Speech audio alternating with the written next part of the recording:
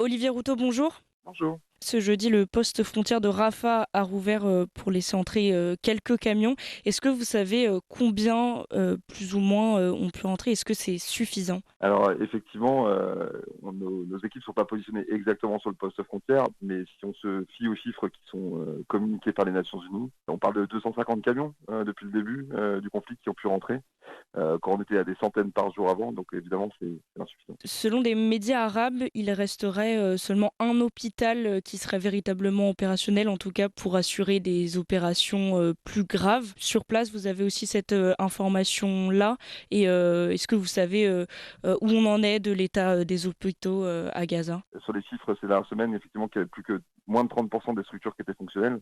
Elles sont très peu ravitaillées en matériel médical et en médicaments. Il y a une tension sur l'électricité, sur le fuel, comme vous savez. Donc, effectivement, les capacités se réduisent de jour en jour. Un hôpital fonctionnel, je ne m'engage pas sur ce chiffre-là parce que nos équipes ne sont pas présentes partout dans la bande de Gaza. Mais c'est un chiffre qui nous paraît vraisemblable. Est-ce que c'est les mêmes besoins qui manquent à la population? Je pense notamment au manque d'eau.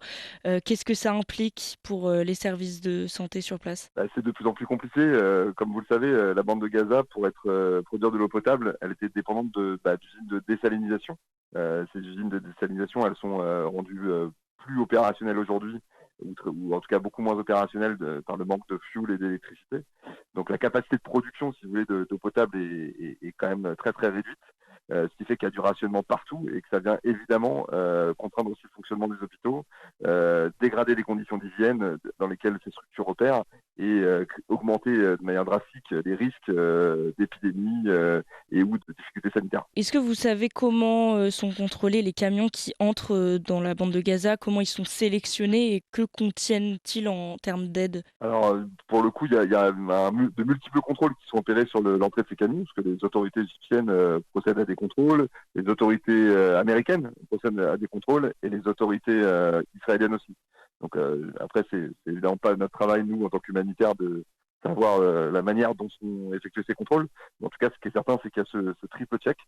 Et puis, du coup, en termes de contenu, ce sont uniquement du matériel humanitaire, donc des médicaments, du matériel humanitaire, des denrées alimentaires et des biens et des kits de première nécessité pour tout simplement assister les populations gazaouites qui ont tout perdu. Et en tant qu'humanitaire, est-ce que vos équipes sur place ont rencontré des difficultés avec les autorités ou pas? De discuter avec les autorités, alors tout dépend de quel type d'autorité vous parlez, mais sur place, les conditions de travail, plus généralement pour les travailleurs humanitaires, sont extrêmement dégradées. Comme on le répète souvent, on est dans une zone de guerre totale.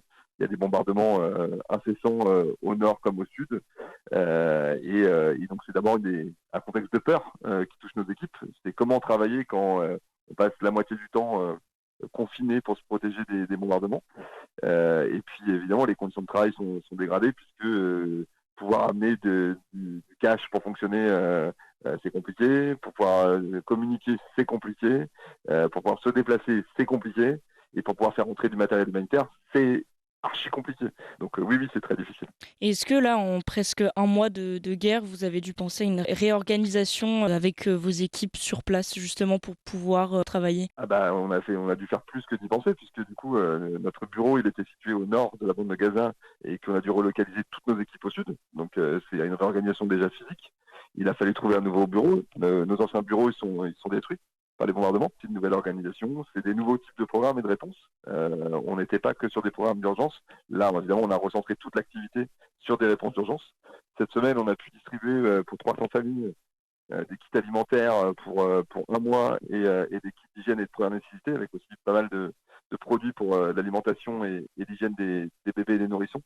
Donc ça, c'est des programmes qu'on fait pas systématiquement, mais que évidemment, toutes nos actions sont recentrées sur l'urgence aujourd'hui. Aujourd'hui, vous êtes combien première urgence internationale sur place? Donc on avait une équipe de 17 personnes, donc on a fait sortir hier, comme vous savez, un ressortissant français, qui travaillait d'ailleurs sur un programme qui n'était pas d'urgence avant le conflit, un archéologue. Et donc on a encore 16 personnes, dont 15 Palestiniens qui travaillent pour nous.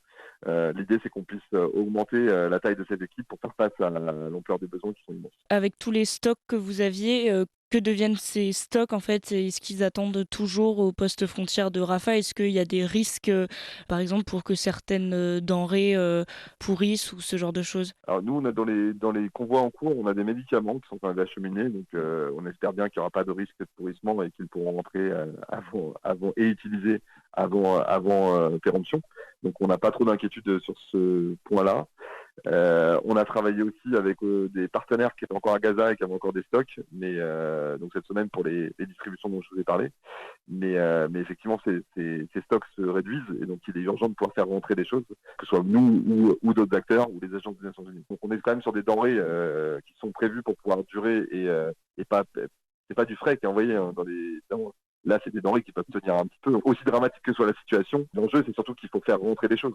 C'est plus ça que la crainte de les perdre par péremption dans la file de camions. Le poste frontière de Rafah, on s'attendait à ce qu'il soit ouvert en tout cas plus longtemps. Est-ce que, voilà, encore une fois, vous demandez une ouverture plus fluide? Alors, plus de fluidité, c'est certain. Si augmenter la capacité de rentrée de matériel humanitaire, c'est une urgence et une nécessité, mais c'est insuffisant. Ce qu'il faut, c'est effectivement que du coup, on puisse recréer les conditions du fonctionnement préalable à la crise avec un arrêt du blocus, avec effectivement des denrées alimentaires et du matériel humanitaire qui rentrent, un cessez-le-feu qui permette aux gens de respirer, aux blessés d'être soignés et aux hôpitaux de fonctionner. Merci beaucoup d'avoir été avec nous. Merci à vous. Au revoir Olivier Routot. Au revoir, bonne journée.